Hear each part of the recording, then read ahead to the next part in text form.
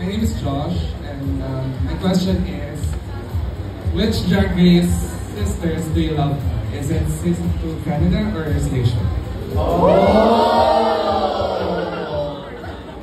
I'm in political career also. I have a good answer. No, honestly, I bonded the most with my three. Oh, we're not at that episode yet.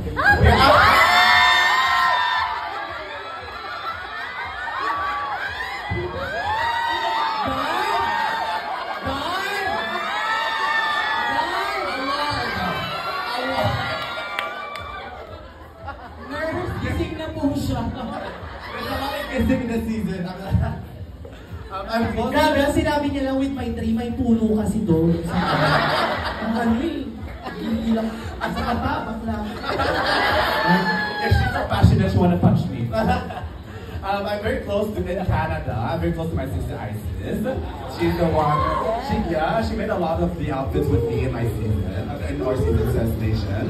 So I'm very close to her since like 4 years now. We designed together. We're best friends. In our season of Malaysian, honestly, I'm closer to my Filipina sisters just because they were so welcoming and I had a lot of chance to learn a lot together. I was jet lagged and they helped me. They're like, girl, wake up. But it was, Arizona, we sat together next to the makeup table and Bernie also. You slept together? Yeah. Sat together. Yes, we were sad together, yes. It was Nakapabili ka rin. We sat. Sat. Yes, we She sat on me. Ang libog talaga nitong bakla.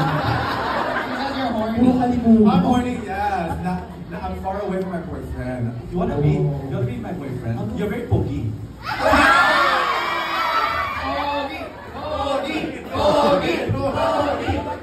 Bitch, I'm wearing human hair right now. Oh my god, the man was very gorgeous sister. But yeah, the closest I was Bernie and Arizona because we sat together. Josh. Let's give him a Welcome round to of Bond. applause. Thank you, Josh, for that question. Anyone else from the audience have questions to ask for our queens? Yes, feel free to ask any philosophical Napakalayong questions. ways. We have an answer to life. Ayan. Hello, Florida here. Hello. Hi. Hello.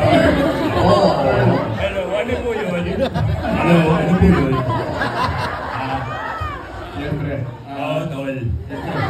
Sabi mo, kamusta ka dyan, tol?